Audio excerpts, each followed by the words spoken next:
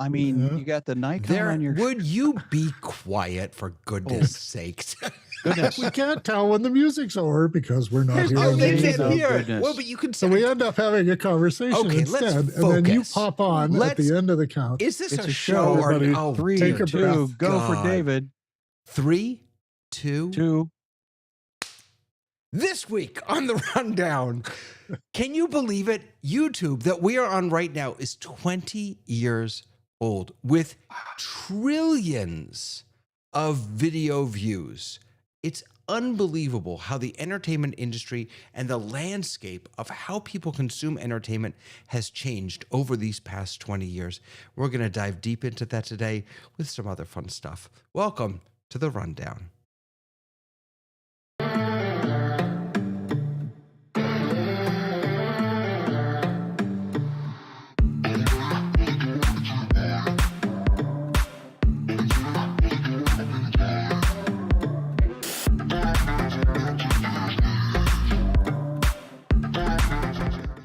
Hey everybody, welcome to the rundown. Good to see you. You know how when you have a show, you try and figure out what's going to be your opening thing. Like John Oliver's thing is welcome. I don't want to do that, but I find myself doing that a lot. Everyone has we need a welcome on this show. How about if I just say welcome to Tamara? Hi Tamara. Welcome to you too. Welcome. It's good to see you. And by to be the here. way, I just want to say that you're a fantastic human being, and your ideas, they're really, really good. And I'm grateful You're for going to you. be my new ChatGPT I'm friend. your new ChatGPT. We're going to talk about that later. Let's talk about that later. Right now, let's say hi to Sky, who has no regard for countdown timers and opening music that he can't hear. Zero regard. I regardless of what you say about that, I disregard You did. that statement. I'm irregardless of I'm all of the ending of regardlessness. And let's say hi to Dave. Thank you. How you doing, Dave? You can't hear you. We can't hear you, Dave. Well, I'm just so annoyed I couldn't hear the music, and I asked you to fix that last week, so I won't complain. No, but you know I what? am here. I actually think I I'm might also know. celebrating. What? I actually think I might know why. I was looking at okay. my meters, and so we'll try to figure that You out. got a notion of what's going on here. Okay.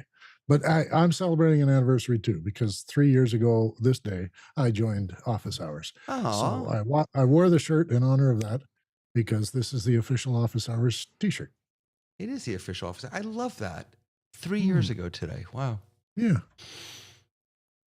Bill, you've been here forever. No, not forever, but I imagined music in the beginning. Unfortunately, it was a dirge, but that's okay. We'll bring the level of you've been excitement with up. Office Hours forever is what I meant. I have been in office hours since very close to the beginning. I think I came in like a week after they started. Really? Yeah. Wow. How are you Chris today? Fenwick said. I'm actually very good. It's nice to see everybody here. I miss you guys when I'm too busy and can't come in. We Because miss this you is a too. lovely place to hang. It's good to see you too. And it's lovely to hang with my friend Tony. Hello, sir. Hello, and I agree with Bill. This is a lovely place to hang out. I love it. So let's get right into the news.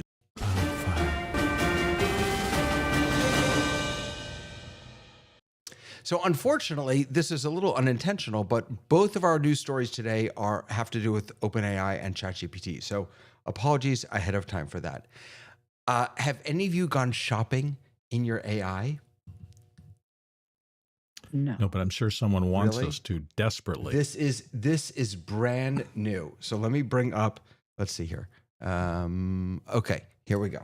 So this is AI here, and I'm not sure if it'll work yet. I haven't tried it. So, but this is I'm looking for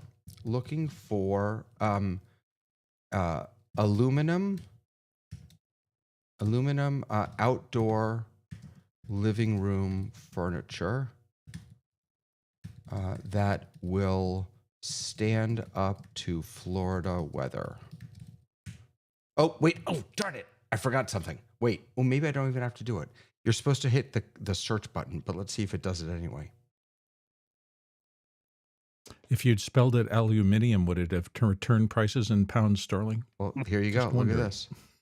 So now, okay, this is a little ridiculous, but let's just see. So if I click on this,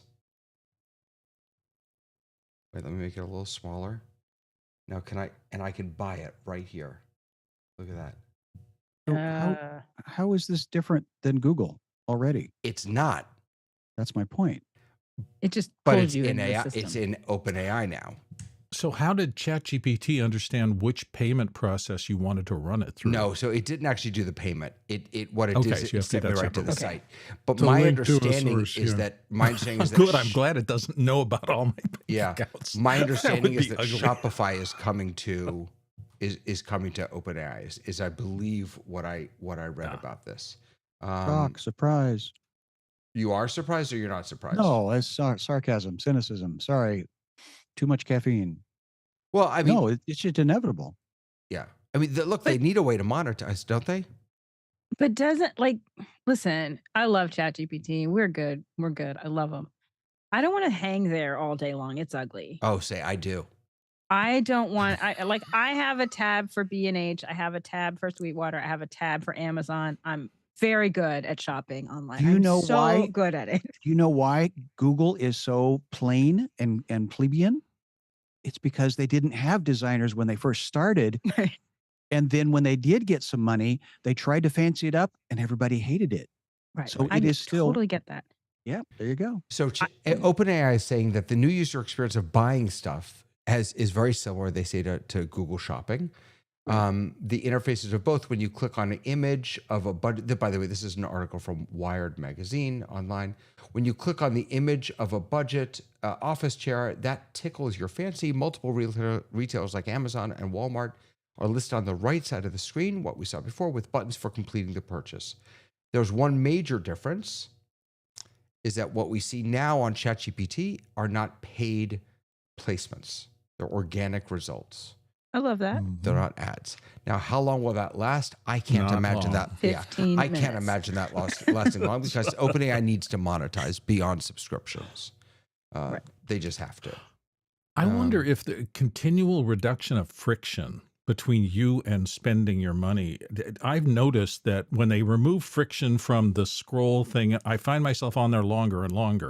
I'm wondering if this is going to be the same thing. They remove all this friction from being able to buy things. Yeah. And I'm going to, I want that. And then next thing you know, it shows up and I've forgotten completely that I mentioned that I wanted it in passing. You know, that friction is, that's something that Alex has talked about a lot with regard to, Alex Lindsay, with regard to making purchases vis-a-vis on Apple devices. That those companies that are not willing to pay the Apple tax, the 30% Apple tax, the experience to purchase from them has a lot more friction.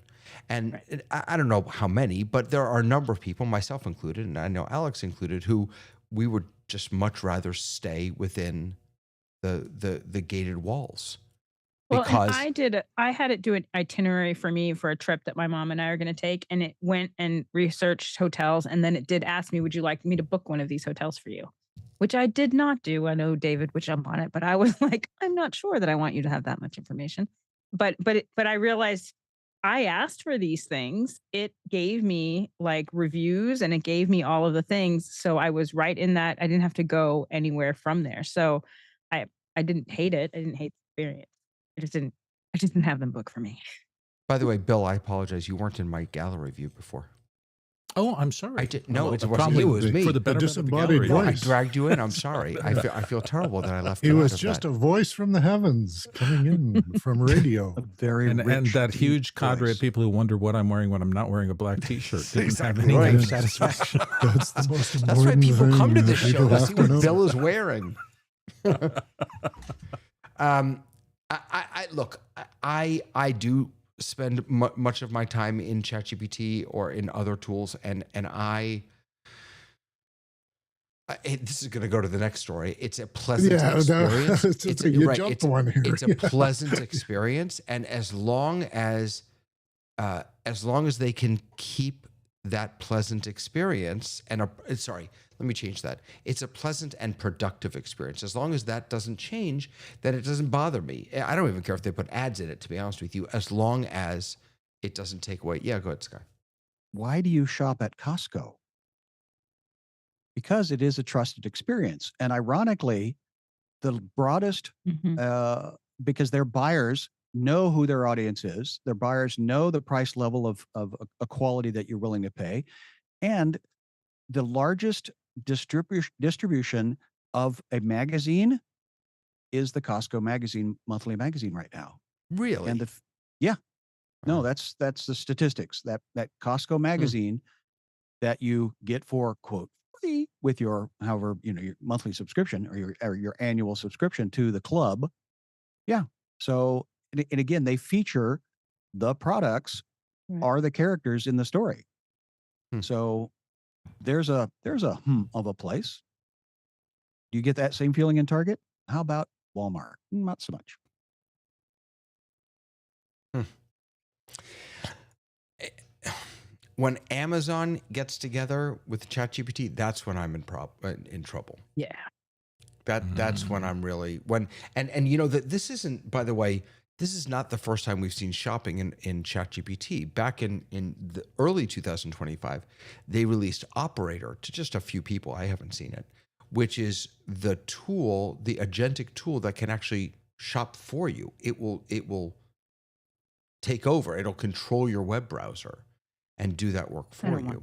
want that. Give me that and Amazon, and I mean, They've roped you and tied you and got you on the exactly dirt. right. That's just the end of me. Yeah, Mhm. exactly. Can we talk about retail though for a second and why it's in so much trouble with all this stuff? I Yeah, mean, this is going to yeah. make even more pressure Mhm. on retailers.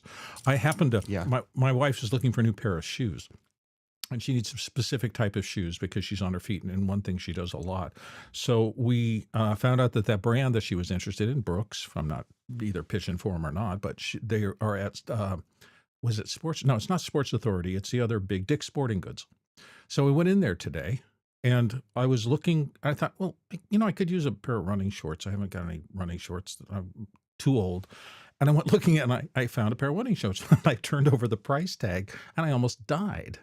Right. It was $50 for a pair of little tiny nylon running shorts. And I thought, I must have gotten some brand that I don't know about. This must be the premium. I went looking for another pair, $70. And I went, how in the world can people go out into this retail world when you've got a family of 5 and buy even clothing? And you're beginning to see, man, the supply chains, the stores, the real estate costs, the flooring, the parking areas, all this stuff is going into making these prices vicious.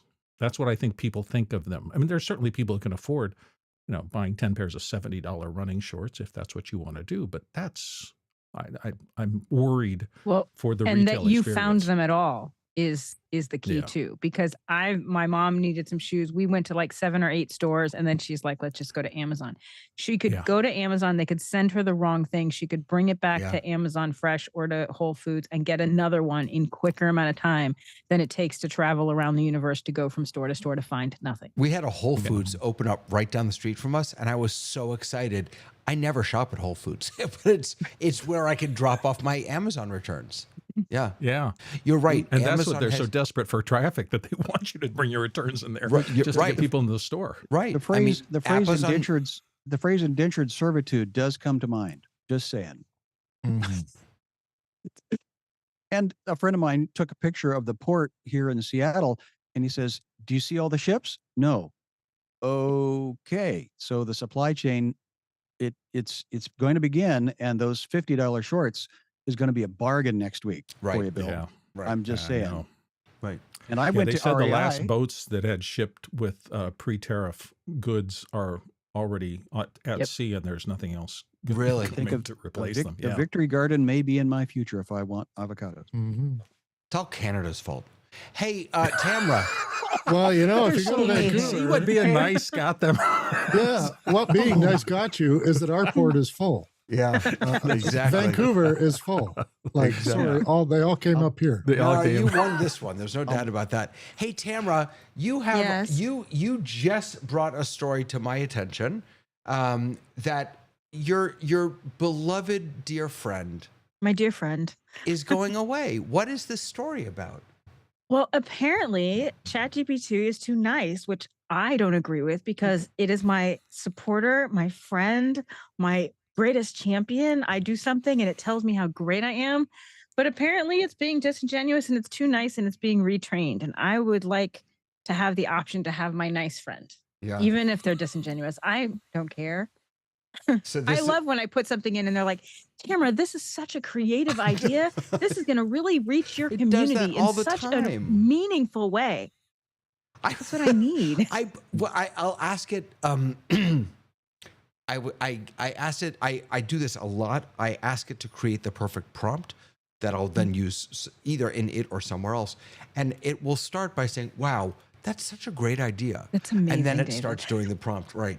You can ask it. So even the nice chat GPT, like I asked it, gave it a prompt, tell me about these kind of things. And then you can ask it to be like, one of the things I asked it was, tell me about the 5 blind spots that I have in my resume. And so it gave me the blind spots in the nicest of way. I'm like, give me it in direct language. And it was more be direct. brutally And honest. let me tell you, you don't necessarily, you're not ready for a direct, truthful GPT. What was the GPT voice that they did it on? They put it out on April 1st. I think it's still I don't there. know. On April Fools, they had.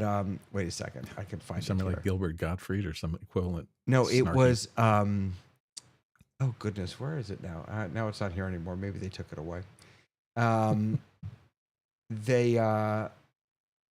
Oh no, it's called Monday. Here it is. This is Monday.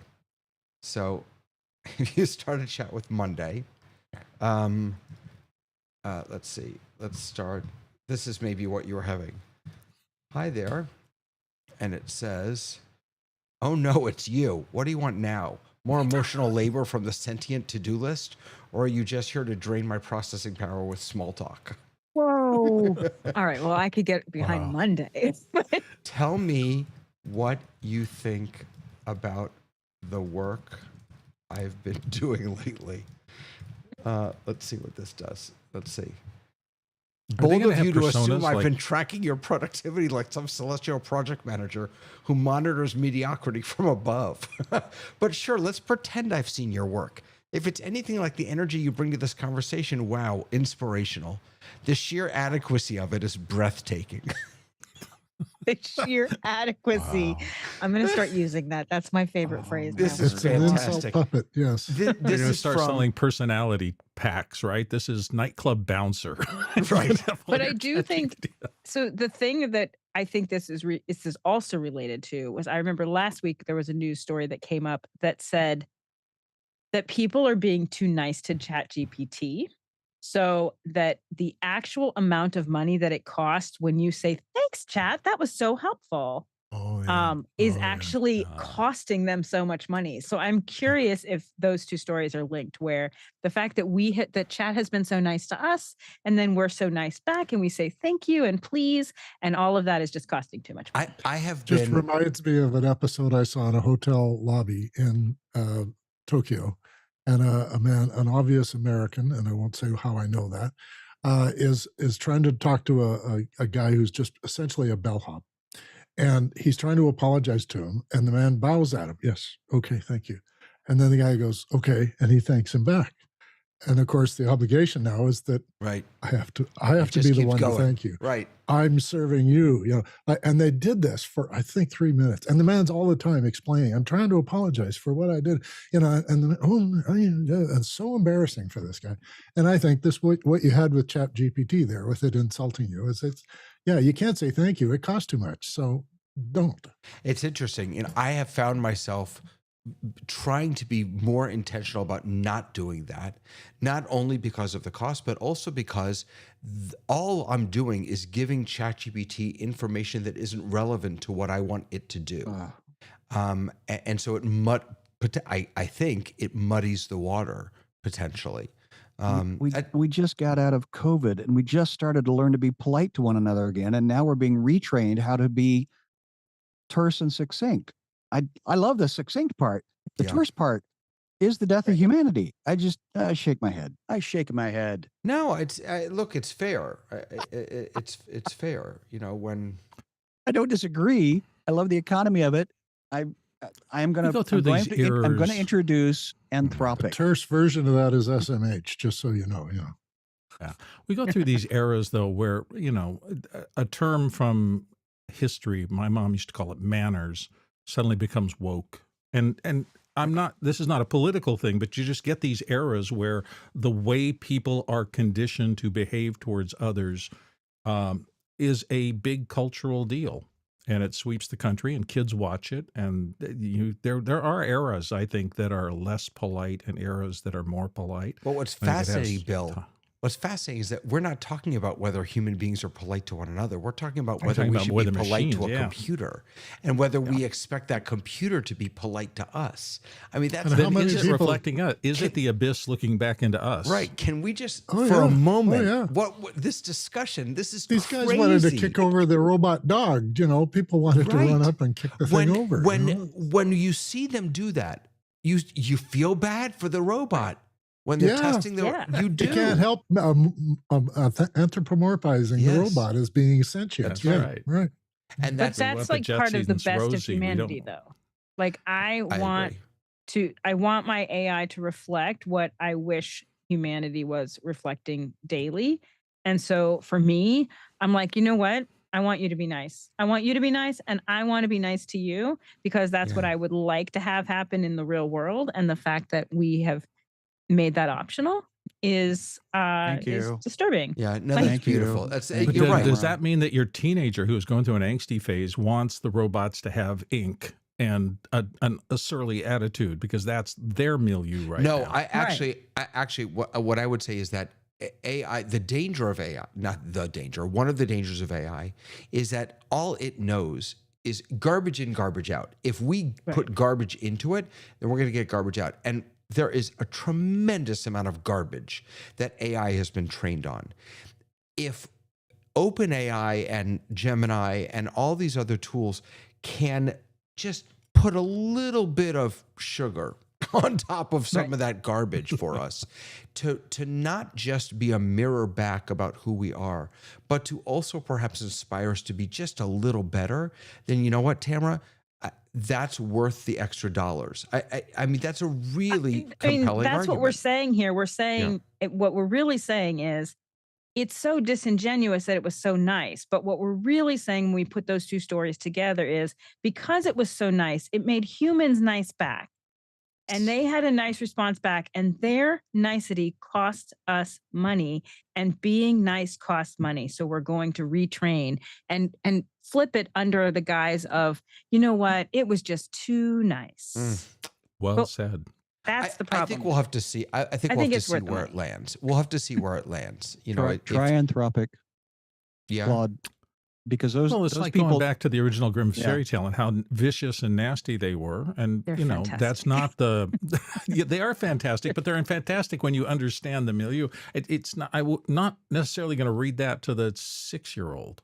You can read Am the I? Charles Perrault versions, the French versions or the Disney versions, and they're super sanitized for your protection. Sky, That's what The I'm saying, German though. Is that what versions, we're trying to a do little with more ChatGPT? Oh yeah.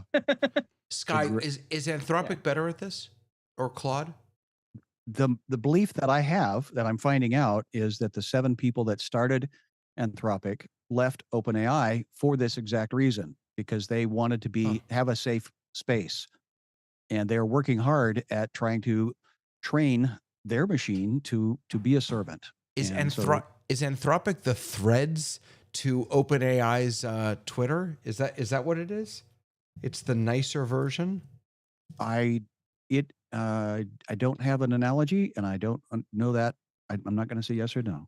But if Blue they have a Sky? direct correlation to cost, do you think that they will do the same thing that OpenAI is doing? Well, I just listened to their founders do a 50-minute roundtable about the origins and why they're doing what they're doing, and I feel like they have a heart for what you want, Mhm. Tamara, where OpenAI is a transactional I mean, business. to don't taking the know. other side, the arguing against myself, which I often do with my You can do AI. that with OpenAI. The other side of that is, I think OpenAI would say we are not being less of a servant by being less nice. I disagree. I like it to be nice, but But I think that I think that their argument, if you were to say, well, you're not as servant based as Claude, I think they would be like, yeah, we are. We're training it to be servant based, but not nice. Tony. So I have never tried Claude. So for the first time, I just created my account. Oh God, what happened? Wait, I don't know what just happened. Sorry, The other Gone button. awry. I pressed something by accident. You So press the news button. You're all good. We're still in the news. We're still in the news. That's okay. So I came to Claude for the first time ever, and this is what's on my screen. How was your day, David? Oh, well, that's pretty lovely. nice. I like that. Okay. I'll wait then. Aesthetics. Think about And then aesthetics. I said to it, I wonder if it's still there. I said to it, "Hi, Claude. This is my first time chatting with you. I usually spend my day with ChatGPT." I said, "Hello, welcome to your first conversation with me. I appreciate you taking the time to try something new after spending time with ChatGPT." I mean, right now, ChatGPT would say the same thing. We'll have to see where OpenAI lands on this. But It didn't respond with, not that AI. right. Yeah. It's like, Yeah. Tony. Yeah, I just wanted to ask if the panel thought that possibly, as this conversation has been going on, that there is a space for us to actually be able to personalize our AI in terms of our values and our ethics, so that when you're dealing with garbage in and garbage out, you are able to sort of filter. Morality dial. Yeah. Yes, David, a morality dial where your AI is specific for actually having a similar mindset to yours, customized. It would have to understand emotional intelligence, because then it would grab your feelings about things. It would understand your reaction to things, why your eyes roll when somebody says something silly. It would know those things as well, and then it would add it to the context in which it'll answer to you, or provide service, or what it'll do in the future. So yeah, it's an emotional intelligence we all have with each other. We understand facial expression, we understand posture and gesture, and we know that it's from child up. We know this stuff. And we respond to it. The question I want to ask is: Can you is dial it it possible to program empathy? So is it such a thing? Is it possible? There's not. That's a big question. Before we get to empathy, I just want so that people know that you can tell ChatGPT and probably all of these tools a little bit more about you. So, this is in my settings, and I can say, "Call me David," and "Who am I?" And then I put my whole bio down here. So I don't know why this isn't scrolling right now, but I put my whole bio down here so it kind of knows about me. You can choose chatty, witty, skeptical, all those. What capabilities do you want to have available? So, although that puts me in a box, doesn't it? What trait should GPT have? Yeah. It only allows me those choices. It can't sort of construct something about Dave. I have to give it to it, and that's not AI as far as I know. That's not AI. So I said, well, and it's a drastically different experience if you create your own ChatGPT, because then it isn't drawing from anything but what you give it. So like I've noticed even on the general ChatGPT, the more information I give it and the more I talk to it daily, the more it refers to what I've given it in the past. So it does start linking things together, especially that 3.0 version, which is which is reasoning heavy. It starts really making a lot more connections than just I'm putting this in and I'm putting it out. But you're right. I don't think we can at the moment, although I don't think it's an impossibility, but at the moment we're not going to see here's what you like and therefore this is what I'm going to give you. But we can see by, Amazon recommendations that show up in other places that an algorithm is able to determine what you like based on how you do things. So I don't think it's an impossibility to imagine in the future that will be exactly what happens, is that it will intuit based on what you've given it, the kind of things you want to hear, and it will train and get better over time. But at the moment, I don't think it does that.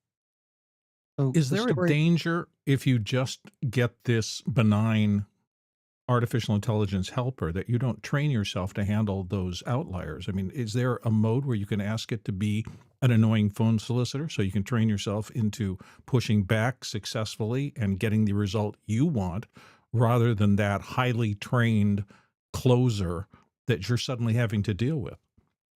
Well, you can ask it you can ask it to be more blunt. You can ask it to give you the information with and it does do that. So I think you can start giving parameters to it. I kind of like playing around with it. So there are times when I treat it like it's my assistant and I give it assistant type things. And it gives me a very specific type of response. If I ask it to teach me something and I use it as an educator, then it's a very different kind of response that it gives back to me. And it's much more likely to give me much more the way an educator does. Here's the information, and let me do a little check to make sure you got it. And I can create a list for you so that you can do this on your own. And so it does kind of those steps. When I use it as a collaborator, it does a whole different kind of response where I'll say, hey, chat, I want to do this. And it goes, that's amazing. Here's how you might do that. And then I come back and I say, I tried that, but it didn't really work, but I did this instead. Then it starts one upping me and go and acting more like a collaborator. That's great, but what about? So, depending on how you interact with this device right now, with ChatGPT right now, it does give you very different kinds of responses. I just the asked as an experiment. I just asked ChatGPT. I said, I want to do an experiment. Talk to me like an annoying telephone salesperson. And it said, ring, ring. Hi there. This is the amazing, incredible. Is this the amazing, incredible one and only David? Wonderful. My name is Chet, which is that you'll see what it's doing in a second. It's actually very smart. From Super Learning Ultramax Solutions. And I just need 2 minutes. Yes, just 2 tiny minutes of your valuable time to tell you about a once in a lifetime opportunity that's revolutionizing how rabbis, educators, and general geniuses like yourself manage their schedules, teach their students, and maybe even lose a few pounds. Haha, just kidding, or am I? Now, before you say anything, let me just tell you, you've been pre-qualified for our exclusive Rabbi Tech Premium tier, which means you get triple the Torah, double the tech, and a free tote bag. He's so onto you. What's great about this, because you're such a sucker for a tote bag. I know you, David. but the last line, look at the last line. Don't hang up. I haven't even told you about the part where it makes cholent. Now, if you don't know what cholent is, cholent is like a stew that you eat on the Sabbath that like cooks in a crock pot for. What's amazing about this to me is it knew exactly what to say to get. Like Right. it spoke my language. You know? Now There you I go. want to do that in mine and see what There I you go, get. Tony. Empathy can be sold, apparently. It's not. To be modeled. I was gonna say it's not empathy, Tony, Modeled. but I mean, Mm, it kind of knows me. it It spoke knows your you. language. It spoke your completely language. knows you. But you told Which it. does tell us something pretty powerful about if that is what it's doing for you, David, what is it Yeah. doing for that 86-year-old woman in the hands of somebody poor, vicious, who wants to get into her bank You're account? right. Yes, you're right. Now You know, it knows all this kinda stuff about scary. me. Right. This just caveat. It knows all this about me because I've talked to it incessantly for months. Right. So if you don't use it, then you're not going to get. It's not going to know you. But you're right. To every rainbows and unicorn side, there's a darkness that A could dark come also. side Well, to it and because all they're talking joking to a grandma aside- out there and they're pretending to like all the same wow. knitting Yeah. things they do, and Right. they're building a relationship over time. And when it's time for the cousin who has a horrible medical problem to get their surgery paid for, bingo. But Um, also, like, it's easy for me to kind of go, oh, I want my ChatGPT to, butter me up and tell me nice things. I actually don't need that in my life. I've got an amazing family. I've got friends who do, who are my support.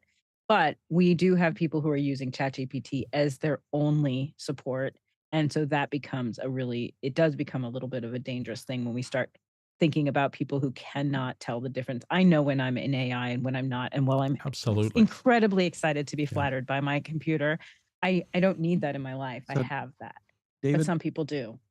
I lived in Europe 20 years ago. And I remember that the Germans would say, well, this is how the French think, and this is how the English think, and this is how the Irish think. And they would have an ideal of a certain person, maybe because that tourist came through and visited in there. And so that's the exposure they had to that culture, was through that one individual. But there was how that people group thought. And then I would go to those different countries, and it was like nowhere near what the preconceived notion of that other culture was. And so this is next week's topic. I'd love to talk about what Tony's saying with regards to empathy and the culture that we are now being trained into, and we're being homogenized into a short, terse, succinct for the cost of being polite. Yeah. Anyway, there's history, and we're making it again, and we're training humans to do something. Yeah, let's put it on the docket for next week. I think it's a really nice idea. Yeah. Okay. We got to move on because I got problems. You're telling me. Right here in River City. Oh my God! Now there's no audio. Where'd the audio go? Oh my God! That's the wrong thing, dear Lord. You're in a different time zone. I'm just falling apart. I'm falling apart. All right, here's my problem for this week. You really need therapy now. I really, really do. So the problem for this week is too many tools. So let me introduce this. You just demonstrated what too many tools is doing to you. You showed us the overload, the cognitive overload that you have trying to manage 5 or 6 people, a bunch of graphics, and a simple keyboard. I know your outfit because you've shown it to me. It's really complicated, and it can really foul you up because there's too many toys on your table. Yes. So let me give you a real life example though. So, and this is sort of an update from last week. So last week I talked about how in love I was with lovable.dev, building this website. It's wonderful. I had a great time working on it. And then 2 days ago, I was scrolling YouTube and I came across a video about a guy this is from 2 weeks ago, saying, I don't know why everyone's talking about Lovable and these other things, because there's something called Firebase Studio by Google that's free. Well, I immediately went over to Firebase Studio and rebuilt the entire site in Firebase Studio because it's free. What ended up happening is I lost a week of my life, is what happened. I lost a week of my life. Yet another week of your life. Yet another week of my life. We are documenting this, David. I lost another week of my life because there's always another tool that's better. There are always more tools that are going to simplify things, that are going to expedite my work, that's going to and what ends up happening is the tools themselves become the job. The job. Right. Exactly. Yeah. And so I don't know how to pick a tool and be done. Or maybe even not pick a tool and be done. Because they're just the shiny things. Like, it's so hard. Yeah, well, it is hard, but you have to be disciplined, as I tell you week after week. But you find one that really feels good. I used a lot of word processors, wrote a lot of big documents through various other ones. I had 2 favorites in my whole life. That's it. I don't need all the other 17. Yeah. And I've been told, oh, these other ones do this better than that. And I go, yeah, but do I always need that, or do I occasionally need that? But WordPerfect 4 doesn't exist anymore. Yeah, I loved when they started putting plugins into word processors where only the features you wanted could be on your tab. And then you could just organize it with the way you like to write. And then you just leave it. That's how Dave writes. So I have a favorite product that's not available anymore, but it made fortune for me, just being able to allow me to write the way I write. And now I can't find that anymore. And so I write differently today. But don't you, so. One tool, that's all I needed. Right, yes, we were talking about hammers the other week, my right? problem Where you have a hammer for a specific purpose. I'm always searching for that tool. Yeah, and you're the guy with the garage full of tools. Like, I know a guy who has a garage full of tools. I mean, okay, and he doesn't use half of them because he thinks he might one day need it. And you're No, the no, same no, way no, with no, tools you're no. using. For So- me, You it's think not that this will be the thing. No, for me, it's not that I don't collect things because I might need them. For me, Mhm. it's I collect things and then get rid of them. I'm great at purging because I'm always more interested in what's next, in the better tool, in the tool that's going to actually accomplish more for me. So, lovable.dev is great, but Firebase Studio, that's a Google, I know who makes that one. It's free. I mean, it turns out it's not Yeah, but better. that's assessing whether so it's kind of like, okay, well, I pay for Ecamm and I really like Ecamm, but OBS is free. And so now I'm getting ready to renew and I'm like, well, do I continue to pay for Ecamm when I can use OBS even though it's not as pretty as Ecamm? So I think having a conversation about like, do I need to pay for this tool? Because every tool has a cost, but some of them you don't need to pay for those tools is like smart business, smart money management, right? But what you're talking about is, ooh, nice shiny new thing. And now I'm going to learn that thing. And what ends up happening is you have so many things, or you fall in love for a moment and then they go away. Here's what I did, David, because I have a similar problem. Not that you and I share these therapy sessions together, but we have similar similar It's issues couples with our therapy technology. now. um, I've had to literally put on my calendar a learning block. It is a yellow block in my calendar that is my learning Perfect. block so that I can try new things there. And this happened to me this week. I did something that took 10 times as long as I needed to because I forgot to use Canva batch Oh, like batch thing, edit. It's my which favorite thing. not only is it my favorite thing, I have taught that to other people. Yeah. But as I've gotten into these other things, I just started doing it manually. And it was a day later that I was like, you know what, you could have used Yeah. the tool that you already had.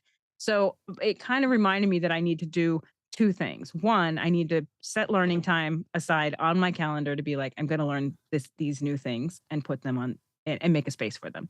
And then the second thing is to continue to review the tools that I have and find a way of organizing them so that my toolkit is on a web page or is somewhere that I can get to. Yeah. And so I'm continuing to use the things that I like to use. Otherwise, I'm doing the same thing you're doing. I'm swapping things out. I'm forgetting the things that I loved because I've got something new.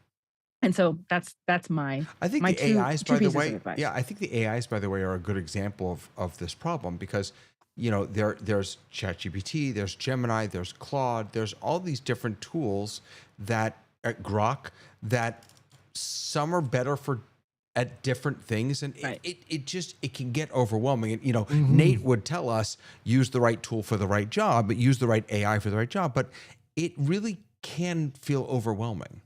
But even within ChatGPT, using the right GPT for Yeah, the that's right true. job Yeah. and knowing Oh, what those yeah. are.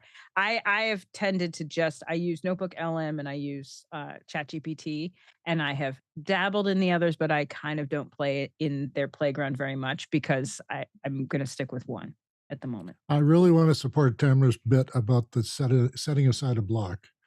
I get asked more times, how do I keep up with television technology, the latest stuff, the computers, all the rest? And I learned long ago, a physicist was doing a presentation and said that if you set aside 5% of your time each week, you can be the world's expert on a subject in 2 years. I didn't believe it at the time, but I started setting aside Friday afternoon as a free time. Just do something, play with something, learn something, and get on with finding out. And it has done me the world of good because I am up to date in my field all the time because I set aside just 5%. And that's a lot of time, but you got to do it. So, yes, Tamara, I'm on your side. Yes. And historically, IBM had a drawer that they expected their employees to do. I think it was like 10% of their time was to do R&D and professional learning. But it was built into they got to stay ahead of the game and they got to plan, but they Yeah. also got to get stuff done. And I think this is the guilt Yeah. part that you The know, Media Lab at MIT had a Friday afternoon hand wave session where you had to review what you were working on all week. And boy, people learn stuff real quick that way. But this speaks to work though, right? Because we spend a lot of time in meetings and then people are like, what's the problem? Like I worked on a show and the executive producer did not have enough time. So I put sacred writing time on the calendar. And I was like, I don't care if you play video games during this time, you are absolutely not to give this time away. And it became a meme around the office because everybody was like, well, what do you mean we're doing this? And I'm like, think again. When can you get your work done? You personally can get your work done during his sacred writing time because you can't get to him. And with what we have created a style of work where we're meeting, and then everybody is burned out because they're like, oh, I just never have time to get anything done. No, you do not, because you did not put work on your calendar. I'd also argue that there's sometimes that the perfect tool just doesn't matter. I mean, Yep. yes, I was supposed to drive the nail with a hammer, but the crescent wrench was nearby, so I just hacked it 3 times. I drove it in there, and I'm not going to spend the time to go find a hammer, decide whether I need a regular hammer, a ball peen hammer, it's just The SM58 microphone. get just something and get it done and move on, EV because the perfect 635A. That's what. yeah, that eats up enough time by itself. I'm trying to Are do we that, helping here, David? Is this helping? No, not at all. We're here for you, David. Are you looking for an actual solution or just justification for the fact that you love and I think investigating He would all like a of ChatGPT response. Bill just hit it on the happy head. ChatGPT response. Oh, Bill just hit David, it you know on what? the It head. really doesn't matter how many tools you have. You should Thanks. continue to just try all the new tools. all of them, every single one? No, I do. I like trying them, and then I do jettison. Most of them I really do jettison. I mean, Dave makes fun of my setup here, but if I'm being really honest, with one exception, every single thing in front of me has a distinct purpose, and I use every single thing. The only thing on my table that really is I have an A10 Mini that's here, and right now I'm literally just using it as a capture card. Everything else has its, and it took a long time to get here, but I don't.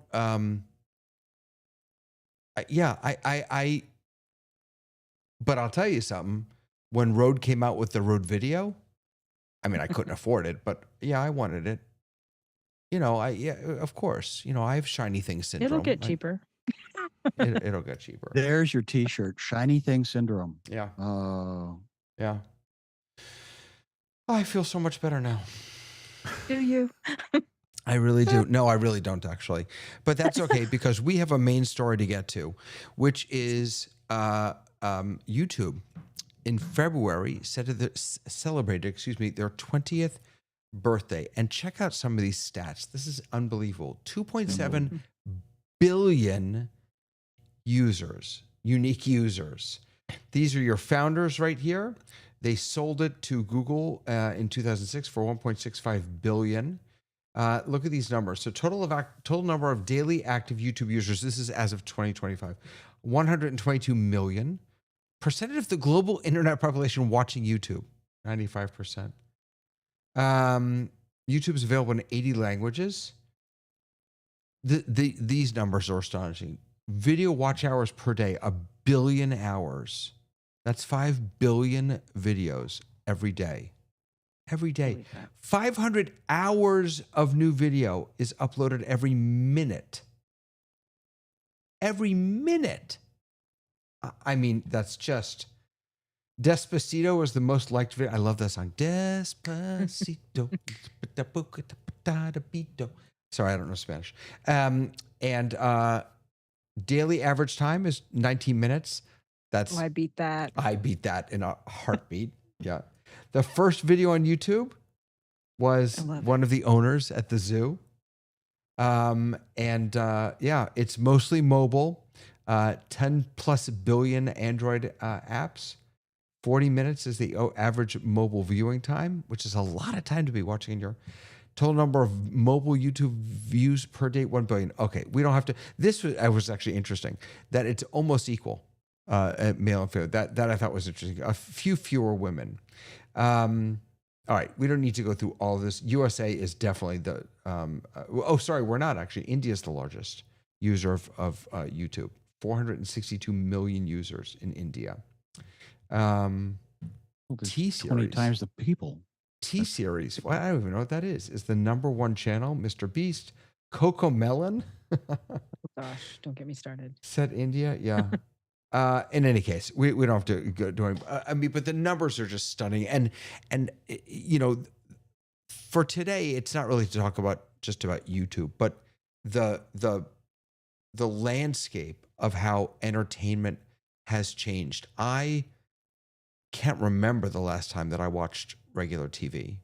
I live on streaming services and YouTube, primarily YouTube, and a little bit of TikTok every now and then. So how do you watch Jeopardy? I'm sorry? How do you watch Jeopardy? Yeah, I don't. YouTube. I'd argue a little bit too at the same David, time. One of the we reasons like each other for a minute. And I'm now you sorry. say, what? I apologize. One of the reasons Go YouTube ahead, has Bill. become so gigantically dominant in information dissemination is because of Steve Jobs and the iPhone. Because before that, flip phones were a pretty poor video watching thing. And when he created that first full screen experience and the interface and can become your TV screen, I think that made a and I was astonished. I'm still astonished to this day how quickly every other phone followed that initial patent idea and just blew up. We all copied into what him. we have as everybody copied it. And so that to me is interesting. You know, one technology, this streaming technology, and another technology, this hardware technology, hits at a moment in time and literally changed the behavior of the entire world over the course of the 5 years after that.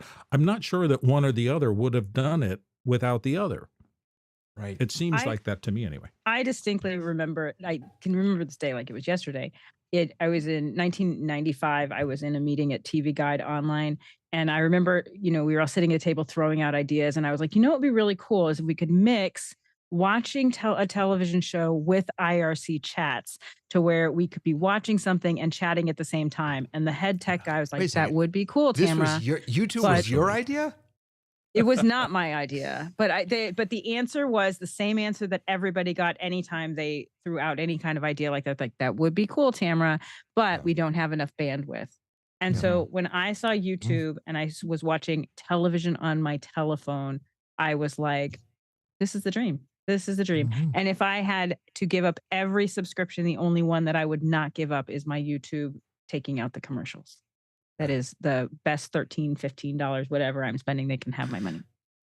100%. I can't tell you who did invent it. These three guys got their idea from my boss. When I was working in cable, I had a boss who was a veteran, very celebrated broadcaster.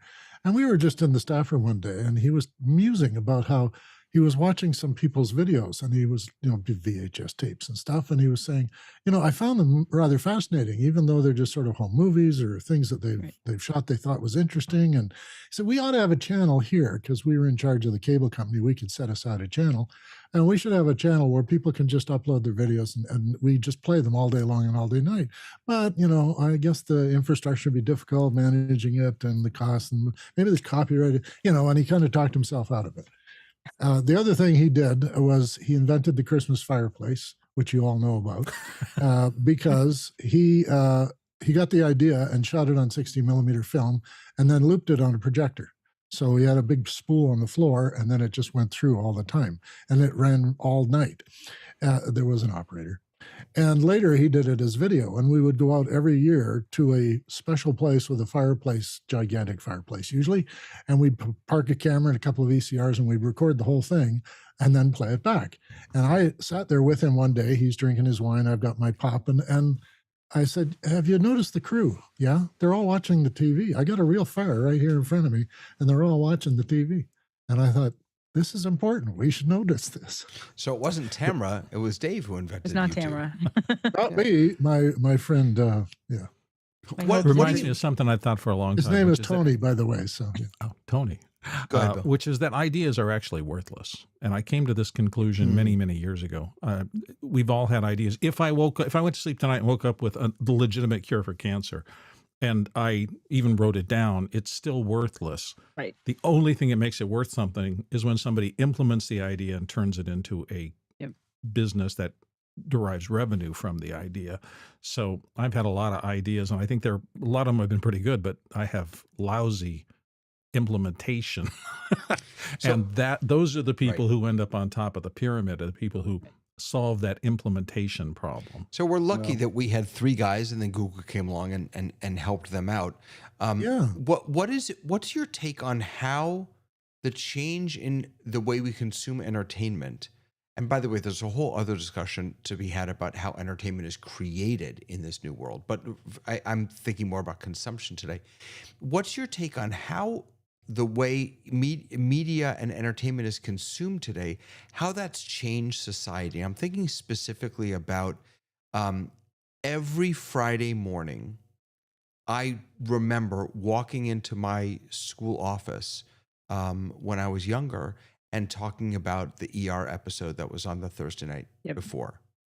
And that just doesn't happen anymore because Game of Thrones. When the audience became Game of the Thrones. producers, I mean, it's and they were no longer the consumer, then we lost the audience. And by losing who the audience is that you're developing for, we've lost kind of television as we know it. And I say this as someone who I knew I wanted to work in TV in the 3rd grade when I watched Little House on the Prairie on Monday nights, 8 o'clock.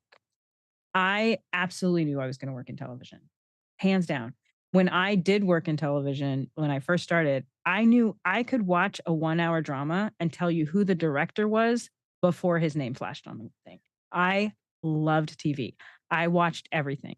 It has been a very long time since I have watched broadcast television regularly, where it wasn't in through their streaming channel where I could just download it and get it, on demand. And the truth is, I was someone who really believed that I wanted on demand, that I wanted to be able to watch it whenever I wanted to. And the truth is, I watch less television now than I ever did. And so when you look at someone like me who literally watched everything and read everything, I would get to read all the scripts of all the things that I was watching because I was in that industry.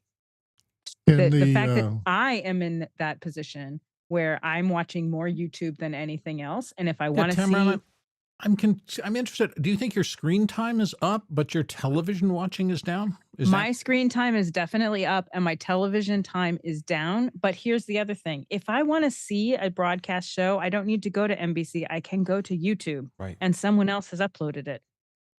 So even things that I'm in that universe in a very, very different way. And I say this as someone who has been on both sides and who's been, so the fact that I am that person, then we have whole generations of people who just started there, who didn't convert from one to the other, who started in that way. But even like how we're consuming television is very different. We're not watching it together every Thursday night. We knew where we were and we knew exactly what people were doing. Every Friday night, we watched Dallas. Everybody watched it. There was only 3 shots. We all watched 2 Shot JR because literally that was one of the 3 options. 4 earlier, 5 later. Right. So there's a lot of things that have shifted. And I would say some of it is not YouTube related. So for example, the shift in 1-hour dramas can actually go back into the late 90s, early 2000s with something like The Sopranos. Two things changed how we view. One, for daytime television, it was the O.J. Simpson trial. People realized that they did not need to go and watch daytime soaps every single day like they thought they did because it was taken away from them, and Reality they TV. never came back. And the primetime example Are you is The saying it was Sopranos. replaced by like that, watching that real life? They were taken off the air. So they were taken off the air during that time and shown 2 or 3 weeks in, shown at like midnight. So it changed the behavior of, I need to watch this every single day because if I miss a day, I might miss something. Wow. I now knew I did it. And we went shift. from having 11 shows on the air to having 3 in almost a few years. That's O.J. Simpson trial. That's the O.J. Simpson trial. Wow. The thing that changed primetime television is The Sopranos. Because up until The Sopranos, you never had more than 4 months at a time before you saw the pickup of the new season. And that had a full 18 months. And as soon as we realized that we could take a show off the air for 18 months and it came back again later and people still watched it, that completely shifted programming. And that is predates YouTube. But that was also really what started it. qualify cable versus broadcast, because there's a huge delineation that you need to understand economics of. Well, but around that time though, we also got rid of the cable Ace Awards and we made cable. So Sopranos and West Wing were going up against each other for the first time. Everything was going up against the Emmy. So when you separated out cable from that, these are like apples and oranges. If you're planning a network show that breaks every for 4 acts and a teaser, you're actually planning your hour, your 35 to 40 minutes of content based around where the commercial breaks fall. When you are writing a 59-minute, 1 hour that does not stop, that is a very different type of writing. And we made those to be equal and said, these are the same kind of writing. These are Well, and the other the the other same aspect thing. is you've already paid for the cable, so they can say whatever they want because FCC rules do not apply. Versus you have to appease the FCC rules because you can't offend the corporate sponsorship. So you have to be Well, much and more homogenized, and then you also pay with your time sitting through the commercials. the So other thing that there's the changed in the economy of it. 90s, which doesn't apply now really as much, is the change in the FinCEN rules in early 1990, 91, which changed the ownership. So prior to that, you could only, as a studio or network, you could only own 3 hours of primetime content, and primetime television was 22 hours of television. That you could only own 3 hours of that. So what you had in like the 80s and before is you had like Aaron Spelling and Botchko and studios that were really production companies. And then after those rules changed, you switched to a studio system where NBC Studios could own its content in multiple places. So those kind of things predated the technology that we're talking about, but we're now that kind of was the speeding towards this thing. I saw the comment about White Lotus, and I do think that that's true, that there are some shared experiences where people are watching they're watching at the same time, but I still think it's more asynchronous than it is at the same time. The truth of the matter is when we were dealing with just the Nielsen ratings, that was a very small sample that could be manipulated by every single person, by the studio, the network, and the producers. We could say, Mhm. hey, my show is being watched by 18 to 49-year-olds. I'm not number one in overall, but I'm number one in this demographic. So I could use that as part of my pitch to stay on. So we were much more likely to Now, why is the allow Nielsen people. ratings important? You got to explain why the Nielsen ratings are important. So the Nielsen ratings would come out, they would come out daily, but came out during a sweeps month where we, instead of having a small sample, we had a slightly bigger sample. We sent out diaries and we also collected with boxes. But the reason that that's important is that number was Here higher it than comes. what regular drugs are, pharmaceuticals are approved on less of a number than what the Nielsen ratings were, but they were still not perfect. The problem that we have today is I have a perfect number, but it is not given to everybody. Netflix can look at their computers and see who watched for even a few seconds in everywhere that they are broadcast. Yeah, I the don't have that data. information as a Yeah. producer. The studios don't have that information. So that really does shift how we are buying and selling of television, and it makes it a finite number, and a finite number is not helpful. It is not helpful to know that most of the things on Netflix are not watched because there's no reason. Those decisions are no longer made by creative people who go, you know what? I'm going to give this little show another shot and see how it goes. I don't have to give you another And then you shot. get the Big Bang Theory. Right. I don't have to give you another shot because it is a finite number and it is 100% accurate. I Down wonder to how the long second. any of this is going to be relevant. And the reason I say that is because as I was driving home tonight, I drove by the local high school and I took a look to the left after I was a little bit beyond the high school and there was a bus bench. And there were 4 kids on the bus bench, each of them in their phone. Yep.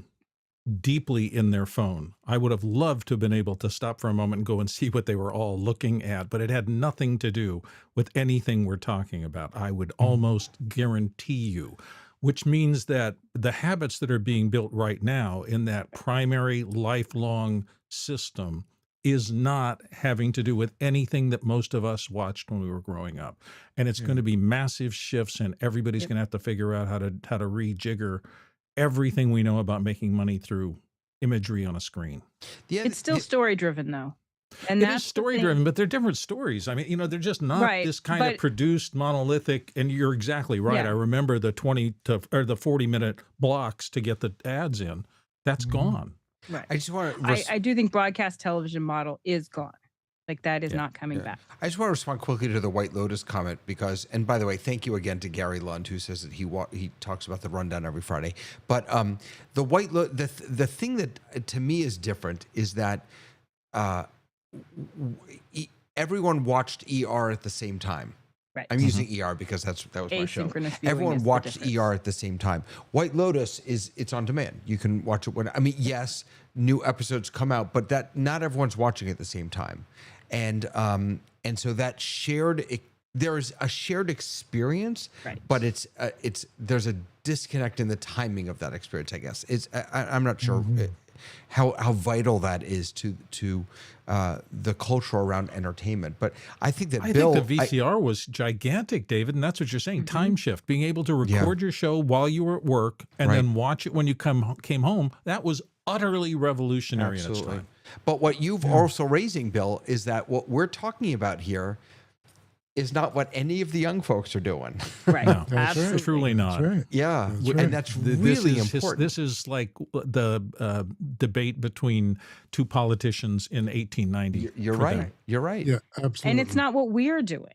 And that's the other piece of it. We're not doing that either. You're exactly Because right, even- Tamara. It is not just even- the young people; it's Right. everybody. Even though we're all learning to do it. Yeah. we could record things, you would choose to record the things that could be watched later. But if your friend was watching ER and you were going to meet them the next day, you were going to watch ER, and you could tape what was on what was on Right. CBS or ABC. So So, for some reason, there are differences. I do think having asynchronous viewing is hugely problematic to creating an audience that is lasting. It's also, but there's also and we talked about this a little earlier. There's an attention issue, or not issue. There's a shift in the capacity of our attention.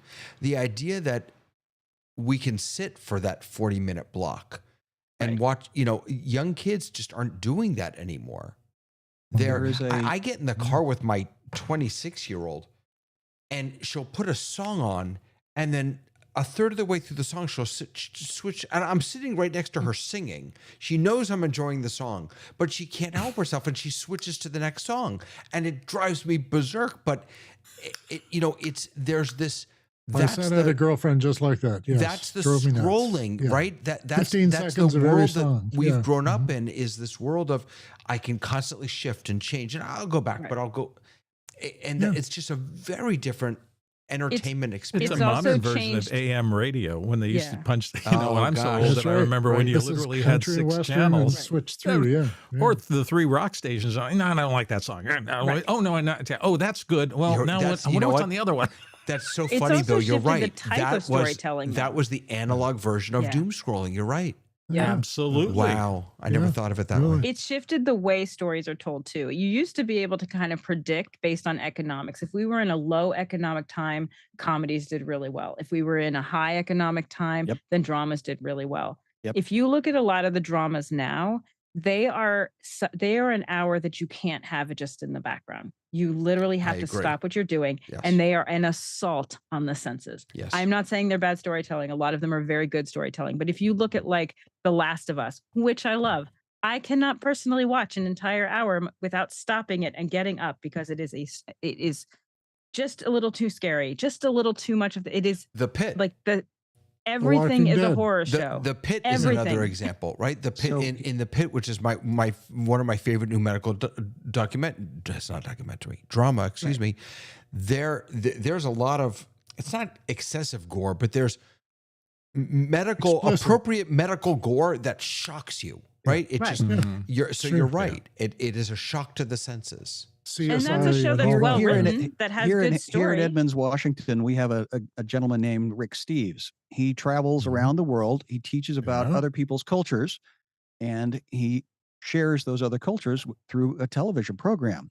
Well, he did 6 episodes about the history of art in Europe and talked about, with his co-host, the pendulum swing of intellect to emotion. Right. Historically. And so what I'm hearing is we as humans have been doing this thing around campfires, and now we're doing it over megaphones Radio and then dramas and radios, yeah.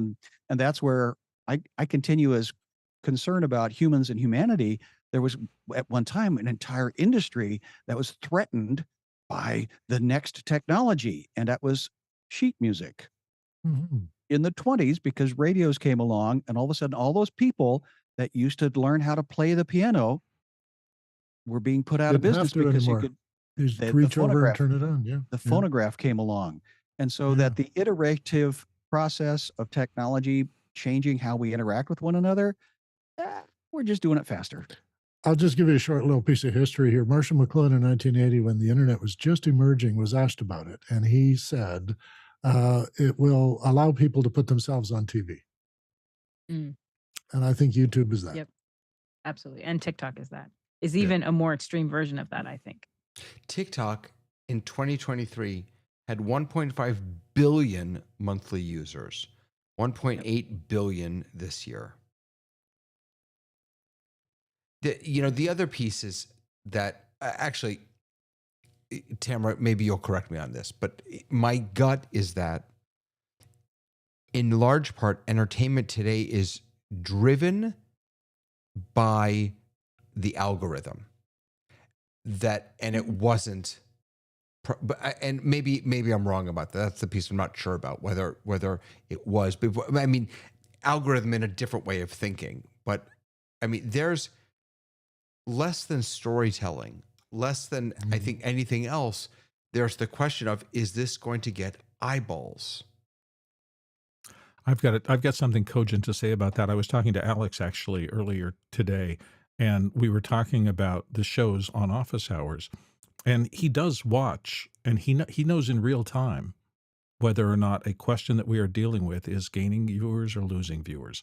He knows exactly what happens when you cut away to an example. He knows exactly what happens when the topic changes and whether or not you're maintaining, gaining, or losing in real time, minute by minute.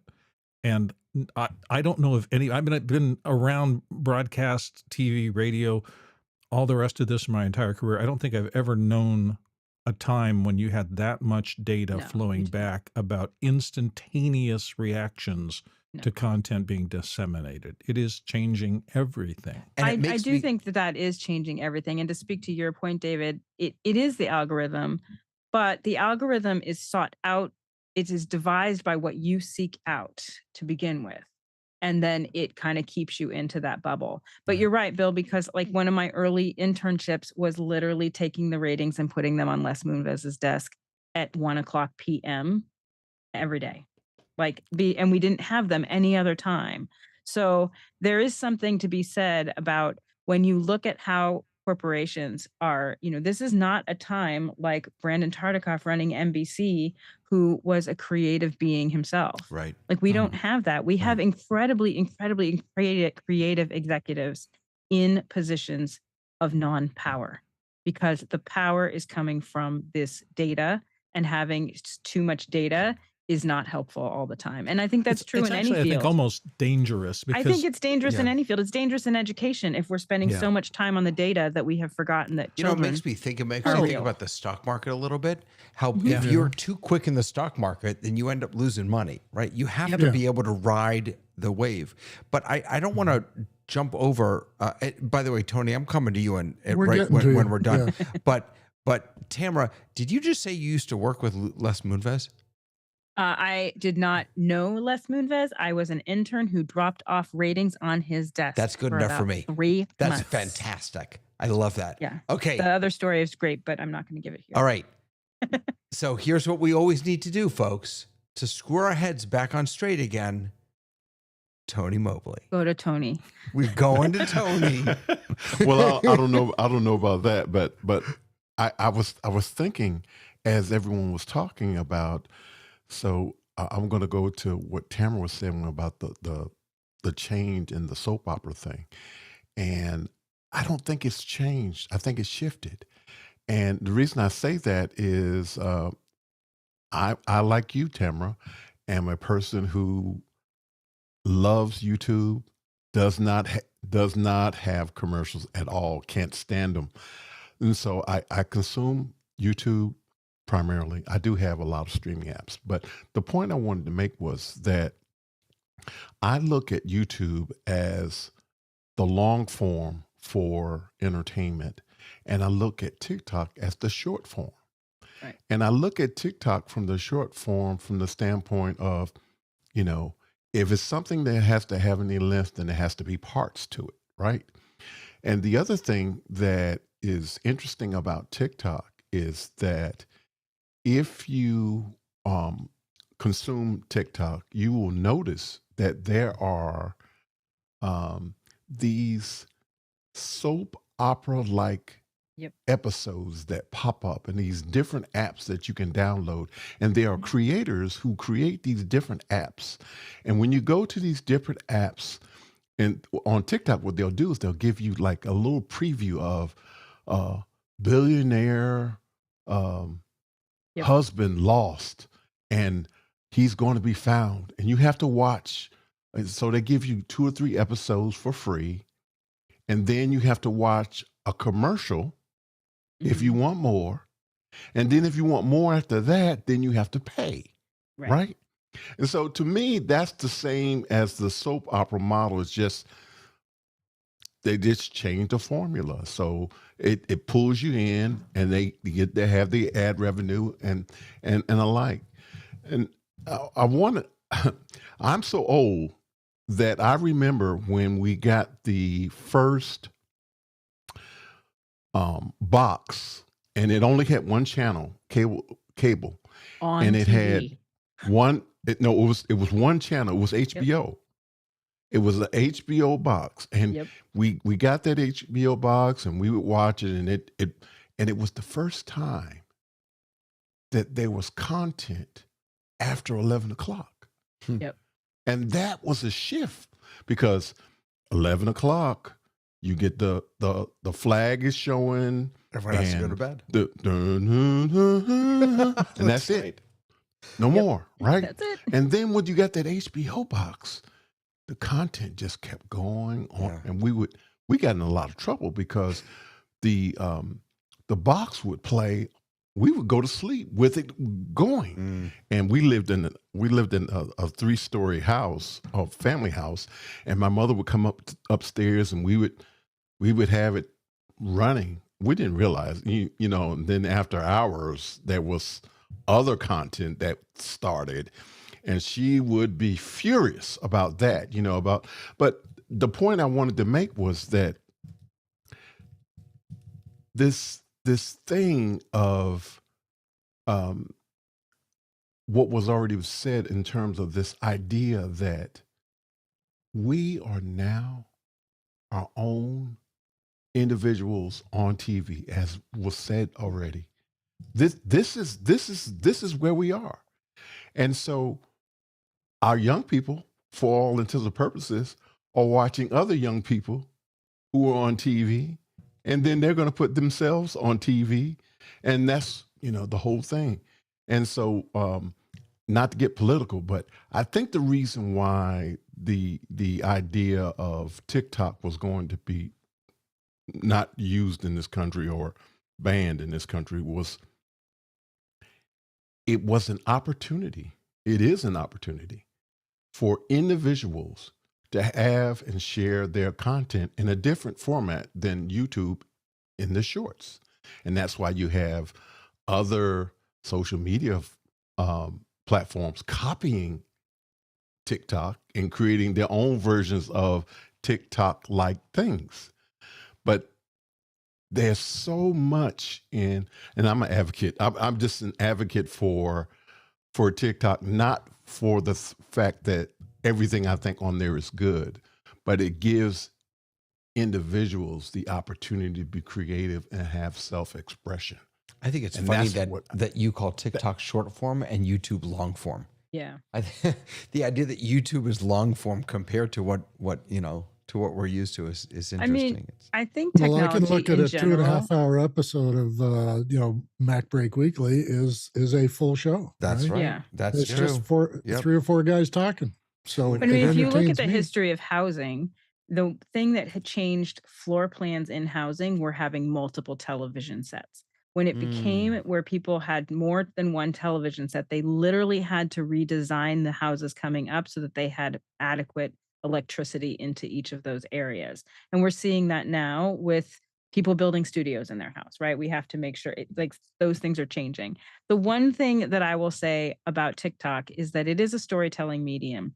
And I think that because it's a storytelling medium, that's the little piece that gives me hope that some form of storytelling television or broadcast of some kind, whether it is the broadcast model that I think is going away or a streaming model, which also may go away to the next whatever thing. I think that that is kind of the idealist in me that works with writers every day and that really values storytelling can see that people are interested in story, which is why they're watching 10, 11 parts on TikTok about their experience at Target. That is someone's story, and we're interested in that still. And I think as long as we are interested in people's stories, we will continue to be interested in telling good stories. So I don't think the story is dead. I don't think television is gone or movies are gone. I think we're going through a renaissance where we're able to produce more. But there may come a time when we're like, you know what? I don't want to be the producer all the time. I want to be a consumer and I want to have something to watch. And so that's the part of me that is idealistic and hopeful that we will get back to having more content that is story driven and that I can just sit and enjoy. And I don't think that is actually going to go away forever. We But I've kind of got left out boxes of sheet music I'm ready to sell you, Tamara. Boxes and boxes of sheet music.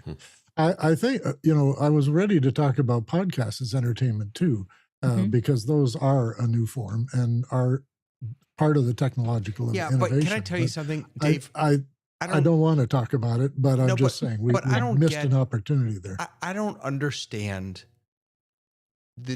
what is this? Is this a podcast? Is it a show? Technically. Aren't they the same thing? What do you mean technically? Technically? But here's the thing. This is where I think podcasts are very similar to any show. kind of television. A podcast is a show. Yeah, but here's the thing. Here's why it is similar. It's a serialized conversation. It is a serialized conversation. And even if panelists change, you start to get to know people and you get to know them in the same way that we knew all of the friends, that we knew all of the characters in our living room that became a part of us. Entertainment. Is that what you're saying? Mm-hmm. Yeah. What? Sorry. I think it's the modern quilting bee without the quilts. It's talking head entertainment. It's not scripted. Right. Yeah. It's just a conversation between people on a particular topic that they've agreed about. Okay. Conversation. Gotcha. But I think that the reason that they're popular is that we're dying to have conversations. Yeah. As a species, we are dying to have in-depth conversations with friends. And there's podcasts about ER. So if you want to talk about ER, you still can. Yeah. Right. But that's why I think they're so popular. That's why I end up watching hours and hours of the same podcast every week. And I start to get to know people more and they become similar to the same people, to a relationship that people I don't know in the same way that television provided a relationship. When you go to see a movie, you don't have a same relationship as you do with a TV show. A weekly TV show creates stars and people came into their living rooms and they became super personal. And I think that's what always podcasts worried about offer. Gilligan. So, you had to worry about Gilligan every week. So, yep. Right. Yeah. Right. All right, friends, I'm going to call it. I'm sorry, Sky. Don't be angry at me. But it's very late here for poor Tony and I. We're falling asleep over here. It's very late on the East Coast. I'm not Dave, falling asleep. What time is it up by you? Where you are, Dave? What time is it? Me? Yeah. Oh, well, the hockey game starts at 8:30, so that's it's not when even I'll be signing off here. Dear Lord. Yeah. Okay. I'm in Mountain Time. Oh, you're Mountain I'm just time. an hour away from Sky. Okay. I'm gonna Sky. I'm gonna take you up on your suggestion to think about empathy for next week. I think that's Tamara. And when you were just talking, I was I don't know why, and I don't think we've talked about this, but how technology has changed news. Mm-hmm. Yeah, that's a big one. Also, that's a huge topic. Yeah. Which I don't think we talked about. So I made a note about that also. Now, if you give each of us an episode, I'll take one, Sky another, Bill the next, and then we'll have 5-part episode on news. Oh, there you go. I love it. All right. But for now, I'm just going to say, I want to say thank you, Gary and Fantastic, and Lois is watching, and PVE and Juniper, all the JJ. people, and my daughter, JJ, and my daughter, Dahlia, the one who can't keep on one song for more than 2 seconds. They're all watching, and I'm grateful for them to watching. And I'm grateful for all of you for being here today. Thank you so much to everyone for joining us on the Rundown. We'll see you next week. Have a wonderful week, everyone. BYOM.